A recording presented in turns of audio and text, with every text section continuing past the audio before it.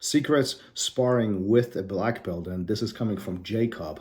This is an interesting topic because often students come up to me and say, "Listen, how come there's nothing I can do with a black belt when I'm training with a black belt, or even a higher belt, brown belt, purple belt? They just demolish me, they mop the floor with me, and I don't know what to do with this. Like I feel I'm wasting my time." And I think it all goes down to setting expectations for yourself.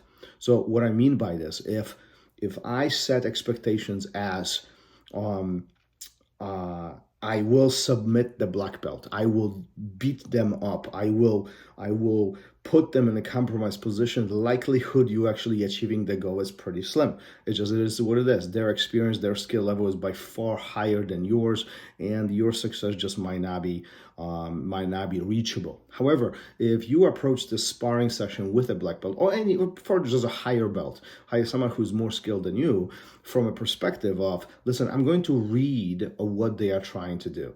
I am creating my frames. They are reacting in this way. I'm moving to this direction. Their reaction is this. See, now you are really observing and learning more than you are countering, right? You acknowledge the fact that that person is by far better than you. They are more skilled. They have more experience, and likelihood of you winning the battle is, really steep. There's a steep climb. There's a steep hill to go up.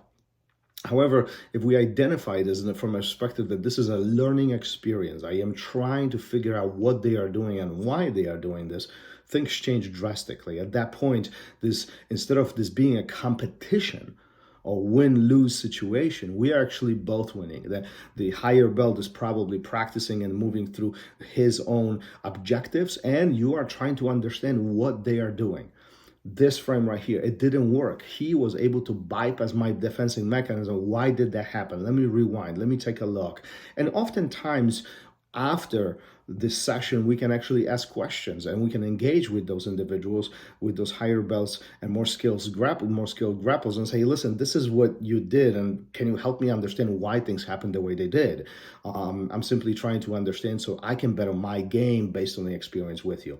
And I'm pretty confident in most environments, the higher belts will be more than happy to share those experiences and really share what is in their thoughts, what's in their head while they're exploring this. And oftentimes, this is the moment where we're like, oh, I never thought about that. And this is where our learning curve just goes up through the roof. This is where we are learning by far faster. This is where we're learning by far better.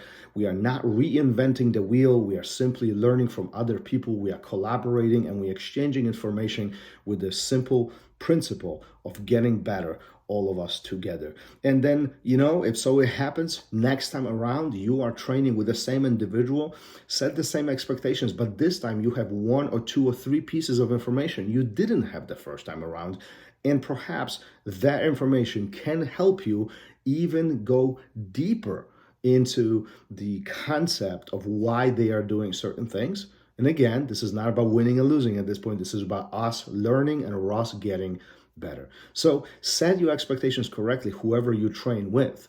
And at that point, I'm pretty confident that your learning experience, your education within the Jiu-Jitsu realm will go up. You will see huge differences. You will see huge success from a learning perspective.